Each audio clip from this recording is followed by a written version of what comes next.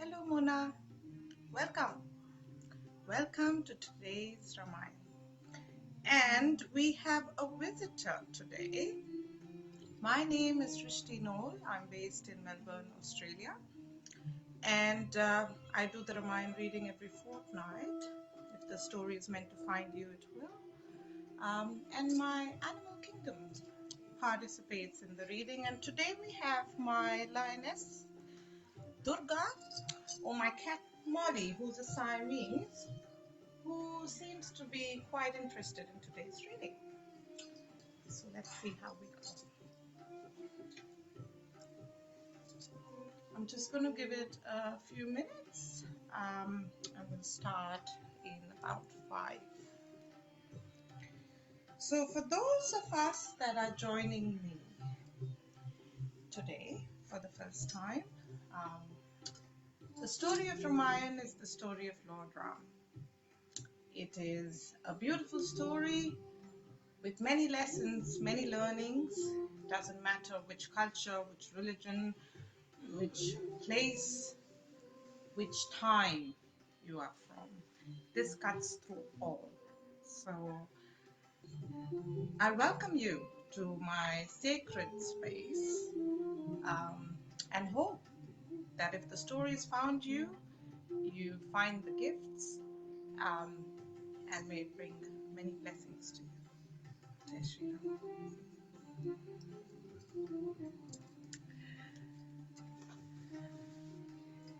A few things while we're waiting on other participants. This is the 10th session. We are now in the second set of the Ramayana, which is known as the Ayodhya Kanda. We finished with the Bala Kanda until session 8. And now the readings are progressing to the second set, where Lord Ram and Sita have been married, returned to the kingdom, and the glory continues. So welcome. We have a few other animals who join us in our kingdom. We have our white owl, that is a vehicle of goddess Sarasvati. For those who don't know, the trilogy of the Indian gods can broadly be put into Brahma, the creator, Vishnu, the preserver, and Shiva, the destroyer. And each of these gods carries or has a consort or a Shakti. And so for Lord Brahma, creator, his Shakti or his consort, Saraswati, the goddess of wisdom's vehicle, or consort, animal consort, is the white owl. So, welcome. Welcome from the animal kingdom. We have a few regulars. My cocky Rocky, who is perched here, and I'm not going to disturb him right now. He can get quite loud. My invitation to all participants is to allow the story to move through you. Simply allow the story to move through you as you would like. Just give me a minute.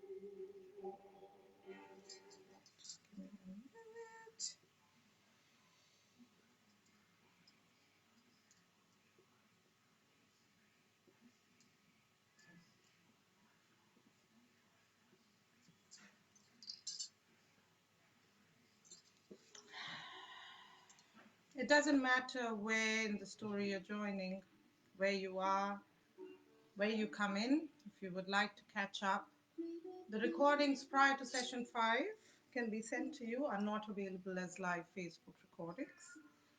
And after that, you'll find them on my page. I invite you to leave everything behind.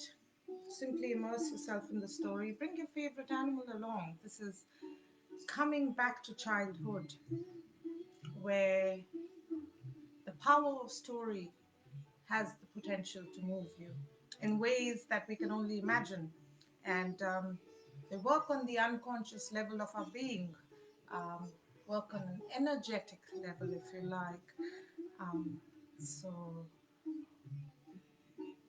I would say don't underestimate the power of this epic tale. And if you are here and you find yourself here, for whatever reason, it is divine grace. And so I welcome you. It doesn't matter when you see this recording, um, it doesn't really follow time and space constructs, if you like, and it will be relevant no matter when the door is open for you. So welcome, welcome. It's exciting times. Lot going on globally with the COVID crisis and pandemic, um, and this is another response, if you like. Um, the connections cannot sometimes be made consciously, but I ask that you trust the process. I ask that you trust being here and simply let go. Jai Shri Ram. Okay, so a few things for the newcomers. The format that I follow is opening the space, doing the reading, and I try and explain a few things where I can, and then closing the space. Now, the purpose of opening and closing the space is, as you would in a normal circumstance, honor those who are witnessing and are present in the sacred circle of life, the sacred circle of which we are a part. And that's why you see the sacred fire bearing witness to our reading. So, yeah, welcome, welcome, welcome. And thank you to all of you that is present here, not just the physical being, all of you that has decided to come here, all of you for your bloodline, all of you for your ancestors, all of you for all parts of you, past, present, and future. Okay. Okay.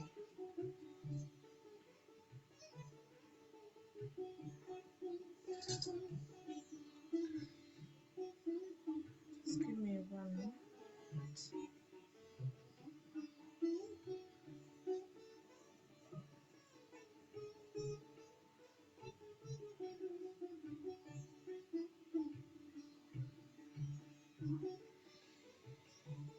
Hmm.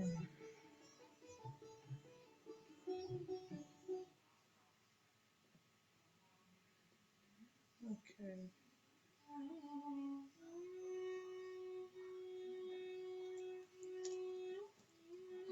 So I'm going to begin with opening our sacred space. If you can, welcome to close your eyes or keep them open, doesn't really matter. Intention is supreme.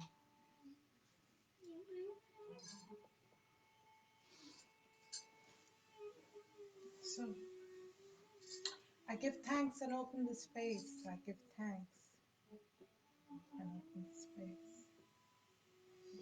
I honor Mother Earth on which I sit.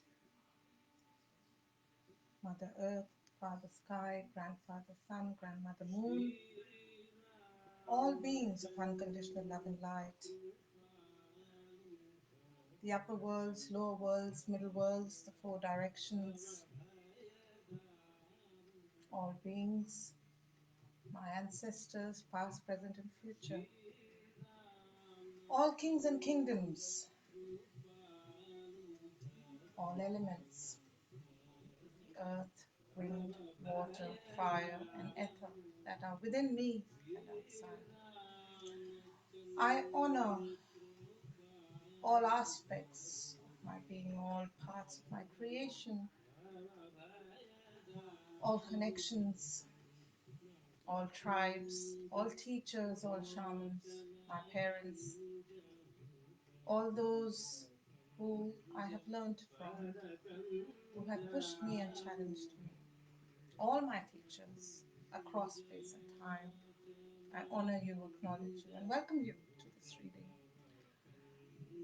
I wish to honor, acknowledge, and pay my respects also to the grandmothers and grandfathers of the sacred land, the keepers of the sacred land, the keepers of the mountains, the sacred sites and the sacred rocks, all tribes, all kingdoms, kingdoms of birds, kingdoms of water, kingdoms of air,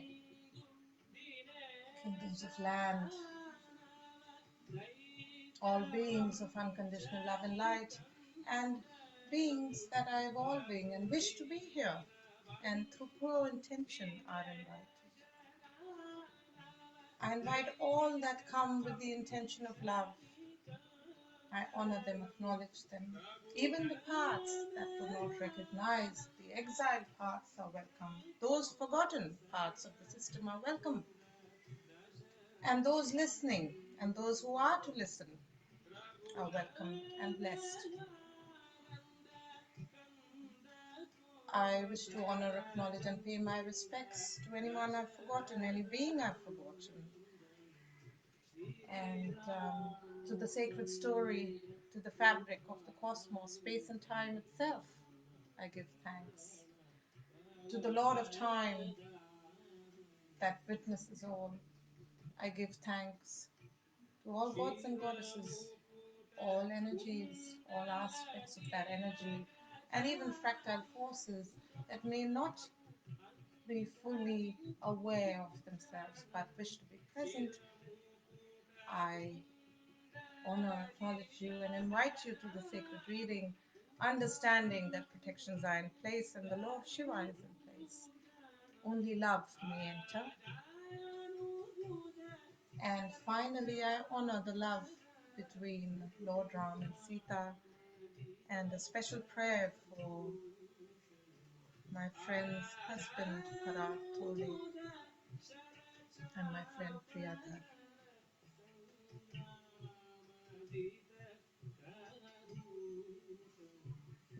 And finally, Lord Shiva and the great Mother Goddess, Lalita Sri Mahatripura Sundari. Om Aim Klim Sal Tripura Sundari. Welcome. Okay, that was a bit of a long one. So, start this down. We're looking good on time. So, how are we feeling?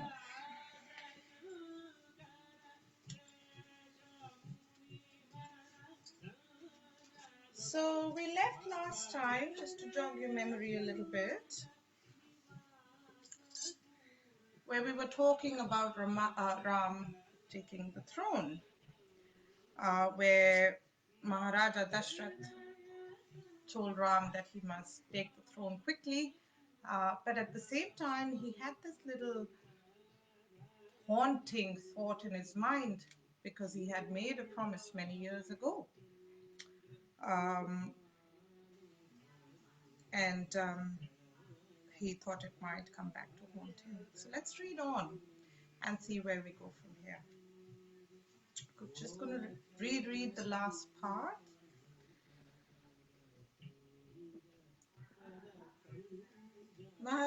So we go here. Rama returned to his palace to inform Sita of the arrangements for the following day, and these arrangements relate to him being crowned the king. Not finding her there, however, Rama went to the residence of his mother. When he entered Kaushalya's room, he saw her sitting with half-closed eyes and suspended breath, silently playing to her household deity, Lord Narayana, for Rama's good fortune. Just a minute.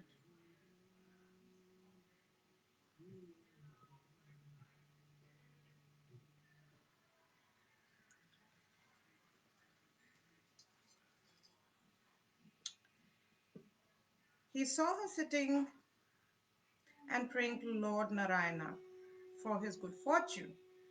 Kaushalya, who was being attended by Lakshmana and Sumitra, got up to greet her son, and he addressed her, saying, "O mother, father wishes to install me as the heir apparent to the royal throne.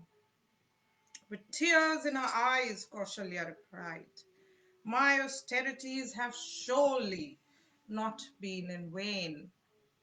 May you and Sita live long and happily together. So the mother's happy. Smiling, Ram turned to his brother Lakshman and said, my dear brother, you must rule the kingdom along with me, for you are just like my second self.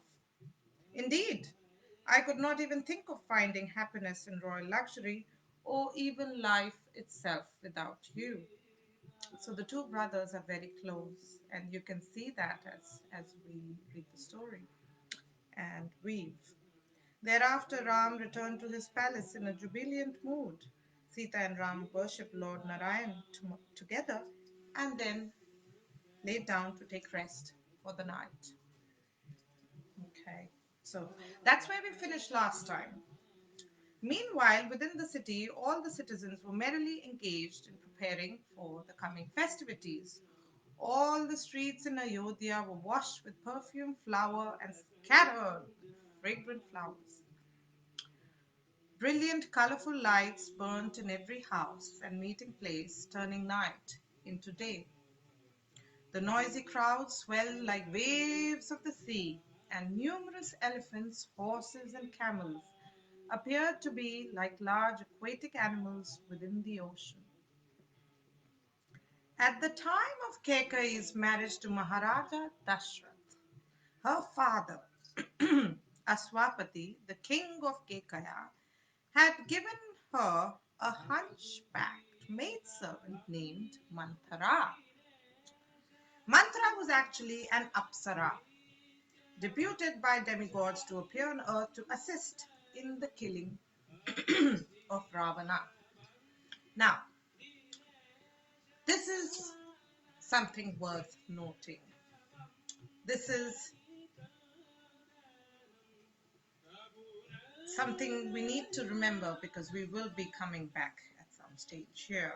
So, and Manthara, who was an apsara, like a divine fairy, if you like, was to help in the killing of Ravana. And Ravana is the king of the demons and a main character, and we will learn more about him as we progress in the story. Okay. The evening before Rama's planned installation, Manthara went onto the palace roof. From there, she could see how the entire city of Ayodhya was splendidly decorated, the streets crowded with citizens in a jubilant mood. Surprised at seeing this, Manthara approached Ram's former nurse and inquired, what great occasion warrants such a celebration? She said. And why do I see Kaushalya in such a joyful mood and giving lavish charity to the Brahmins? And so the Brahmins are priests. The nurse happily replied, tomorrow the constellation Pusya will be in the ascendant. Taking advantage of the auspicious time, Maharaja Dashrath will install Ram as his heir apparent to the royal throne. So the news is delivered. She's very, very inquisitive. And so she's told tomorrow is the crowning. This unexpected news pierced the envious heart of Manthara. Suspecting foul play by the king, she suddenly became enraged and thus sought Kekai. Surprised at finding a mistress peacefully lounging on the couch in her apartment, Manthara exclaimed, get up! Get up, you fool! Can't you see the disaster that is about to engulf you? Are you so deluded by your husband's sweet words that you do not realize what is happening right before your eyes? starting to get really interesting now. Kekai innocently replied that she could find no fault in her husband's plans. This, however, only further enraged Manthara. Having mastered the art of persuasive speech, she then spoke to Kekai in a way that eventually caused her to doubt her husband.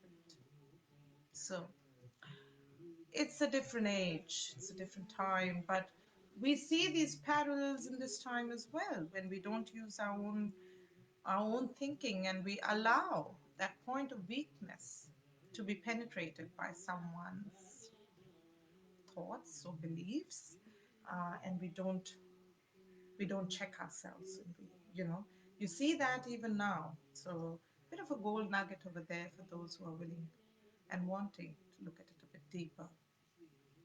Posing as a well-wisher, Mantra continued. Surely you are aware of your husband's plans to install Rama as his successor to the throne? Can't you see how deceitfully your husband has acted? He has merely sent Bharat away so he can secretly install his pet son Ram on the throne. Once Ram becomes emperor, your son will meet his ruin, and you will be plunged into an ocean of despair. Moreover, because I am dependent on you, your fortune is also mine. Please, let me help you, she said, before it is too late. Please act quickly to save your own son, Bharat, and yourself. Now, you can see how boldly she's acting, and we see this in our lives as well, where we allow the views of others to completely take over our rational minds. And, you can see the intention behind this, but let's read on and find out what happens. Kekai was surprised to hear her maidservant speaking so boldly. She replied, I am happy to know that Ram will be installed on the throne. As a reward for delivering this wonderful news, please take this jewel. Indeed, you may ask for anything you desire. So, until this point, she's doing quite well. Kekai placed a priceless jewel in Manthara's hand, but the maidservant threw it aside.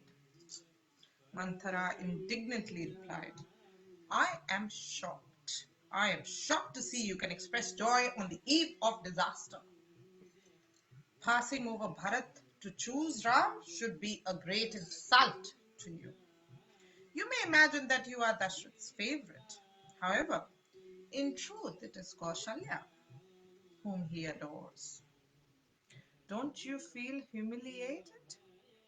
You imagine that you are happy, but it will be Kaushalya who prospers.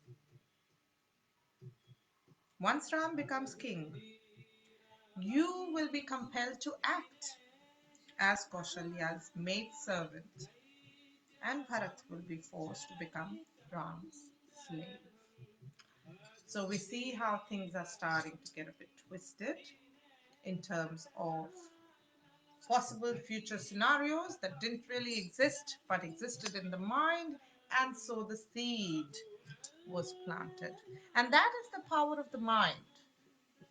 All you need to do is plant a seed, and we control how that seed will germinate and grow, or which flower, if you like, may become. Not that you change the type of hybrid that you're working with, but you get the gist of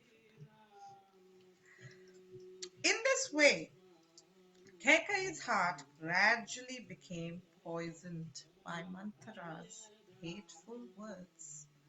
Indeed, when her enviousness of Kaushalya was fully aroused, her face became flushed with anger.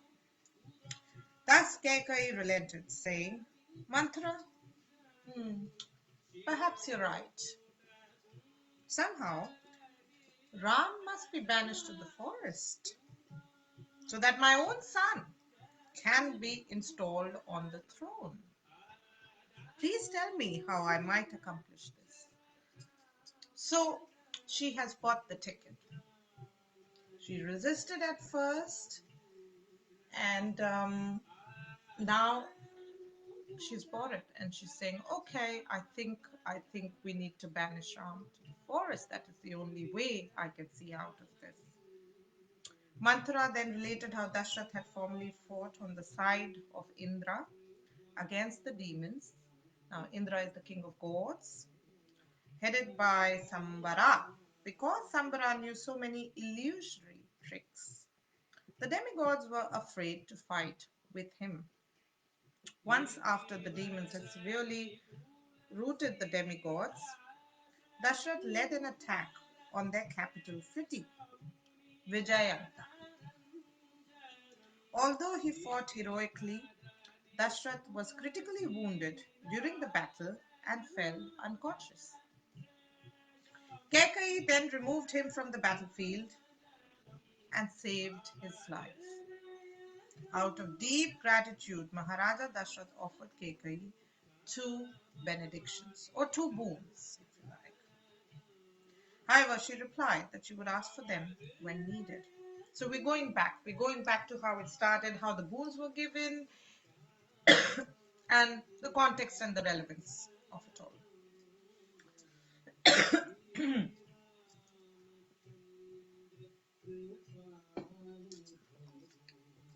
Manthara then said, "Now is the time to ask for these promised benedictions.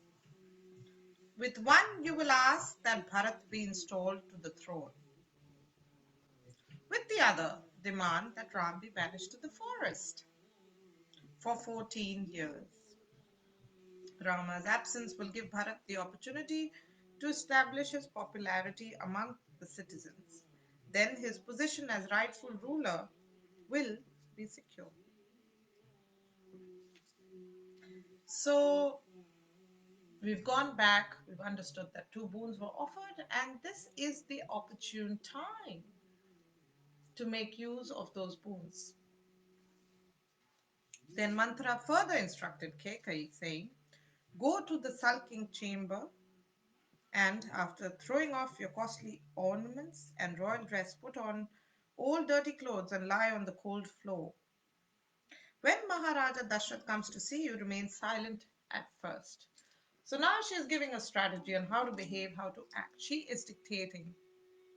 She's dictating history, if you like. See the power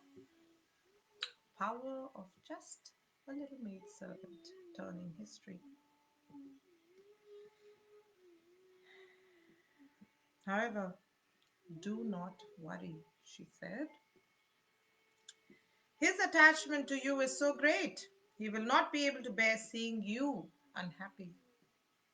He will do anything to pacify you. Regardless, keep your ambition firmly fixed in your mind. You will not settle for anything less having your son installed on the throne. So she is reminding her of the priorities and the strategy, if you like. Do not allow him to pacify you with gold, jewels, or anything else. Simply remind him of his two benedictions that he promised.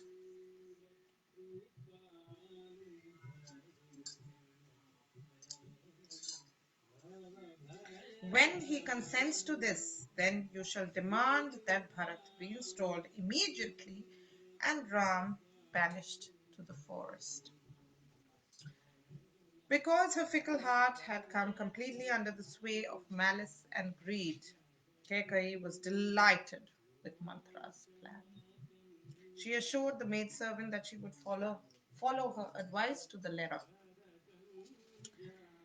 Indeed, through her twisted association, Kekai had become obsessed with the idea of making Bharat the emperor of the world. So the pursuit of power makes mortal do many things, losing the essence of the values of honor, integrity, right and wrong. And therefore, these need to be watched and questioned and challenged at points in time. Like a mad woman, Kekai glorified Mantra, considering her to be the cause of all good fortune. She said, "My dear Mantra, although hunchbacks are generally sinful, you are wise and honorable. I think your so-called deformed body is quite beautiful. Indeed, you stoop over the lotus flower bending in the breeze. Thus, your appearance is very charming." So now she's comparing her to a lotus flower that is swaying around and bending in the breeze. And her perception uh, of right and wrong has completely been overturned. And now the enemy, if you like, is the well-wisher. Moreover, your breasts are large and lovely, concealing your delicate navel as they bend low. Your hips are graceful and your thighs are smooth and shapely. Dressed in bright silk, you appear to shimmer, while ankle bells that circle your soft feet tinkle melodiously. The entire science of diplomacy must be residing within your hump, which is as large as the hub of a chariot wheel. My dear Manthara, she said, when Bharat is installed as heir apparent, I shall garland your hump with a chain of pure gold. When Rama is exiled to the forest, I shall smear your hump with sandalwood paste. O Manthara, I will reward you with exquisite dresses and ornaments and make all other hunchback women become your maidservants and massage your feet. So we've just taken it to the next level. It's wonderful, really, when you see and go in a bit more deeper. Meanwhile, having completed all necessary arrangements for Rama's installation, Maharaja Dashrath returned to his palace. Okay, so this was happening in the background, and Maharaja Dashrath has returned to the palace, desiring to see Kekai. Filled with longing for his youngest queen, Dashrath was surprised to find her absent when he entered a room. Thinking her to be nearby, the king called out her name. However, when there was no response, he became apprehensive, for she had never before left her apartment without notice. Finally, after inquiring from a maid servant, Maharaja Dashrath learned that Kekai had entered the sulking chamber. He hastened there with an anxious heart. So the plan seems to be going on track so far. When the king entered the room, he was shocked to see Kekai lying on the bare floor. With her ornaments and garlands scattered about, she looked like an apsara fallen from heaven. In the king's mind, the beautiful young Kekai was dearer than life itself. Thus, seeing her in such a state caused him great pain and alarm. Falling to his knees, the king lovingly stroked her face and asked his beloved queen, "What is troubling you, my dear Kekai? What is the cause of your despondency? However, it may, whatever it may be, please know I am prepared to remedy it. Have I not been paying enough attention to you?" "Did you have an argument with one of your co-wives?" he inquired. "Has someone done something to anger you?" he said. "My dearest one, please know I am under your control," the king said. "I could never avoid trying to please you. Please speak freely and tell me what troubles you. Let me dispel your sorrow as the rising sun evaporates the morning mist." So the king is trying. He's trying to find out what is wrong. And rightly so, because he's never seen her that way. So he's asking all the right questions, it seems. Pierced by Cupid's shaft of love, Maharaja Dashrath was a slave to the urges of passion. Upon hearing the king's words, Kekai felt confident that her goal would be achieved. After a brief moment of silence, Kekai replied, "No one has insulted me or shown me any disrespect. My lord, I will tell you what is on my mind if you really need to know. However, you must first assure me that you will unhesitatingly accomplish what I desire." So she's very smart. While resting her head upon his lap, Maharaja Dashrath tenderly smoothed Kekai's disheveled hair and replied, "You know that I love no one more except Ram. I swear that I will execute whatever you order. Feel free to tell me what you want, and I will accomplish it without fail," the king said. "Please know that I will always do whatever you want. Now, please tell me what is troubling you." After hearing his triple assurance, Kekai was certain that her husband was completely under her thumb. Urged by an inflamed desire born partially towards the son, the queen proclaimed the following terrible, terrible words. "May the 12 Adityas, the 11 Rudras, the 8 Vasus, and the twin Ashwinis bear witness. May the sun and the moon, night and day, and the four directions also bear witness," she said. "May the Gandharvas, Rakshasas, Pitas, Bhutas, Pisakas, and all other living creatures bear witness. Now, my illustrious lord, the follower of Dharma and adherent to truth, has promised to fulfill my desire. Remember, my dear husband," she said, "the battle between demigods and demons when you were critically wounded and left for dead.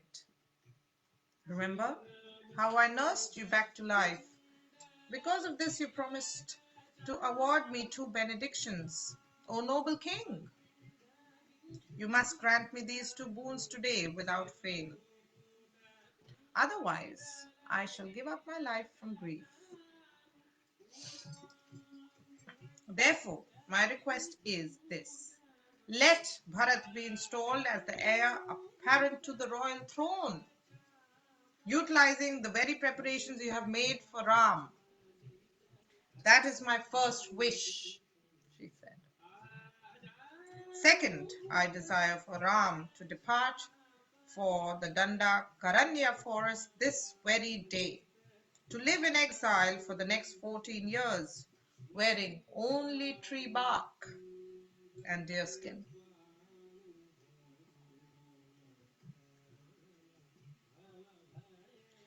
Hearing Kekai's ultimatum, Maharaja Dashrath became stunned with bewilderment.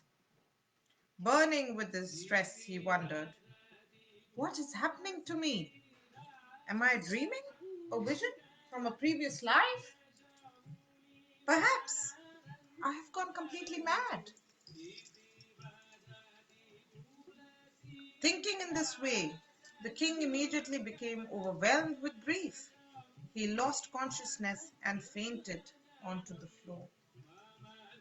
Then, when he had recovered after a brief spell, the agonized Dashrath found the situation far too painful to cope with and again fell into a swoon.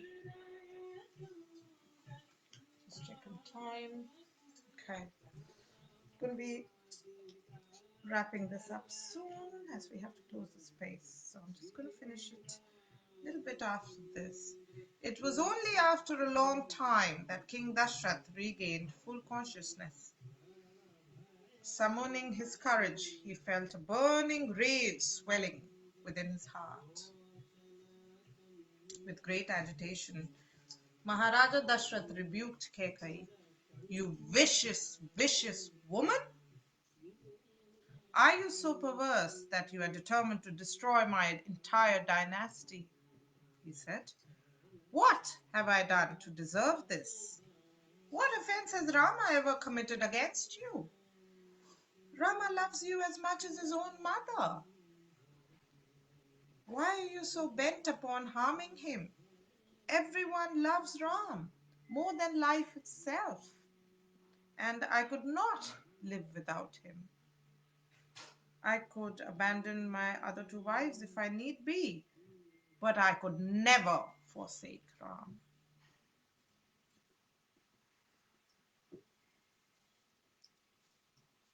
So it's that marks the finish of today's reading, and it is quite a significant reading because Ram is being sent to exile, and this is where the story takes a very interesting turn, if you like. Many lessons here, many things to take away and ponder, and sort of reflect on your own experiences where you have let another's beliefs completely overtake your version of truth, maybe. Um, really have a think about that.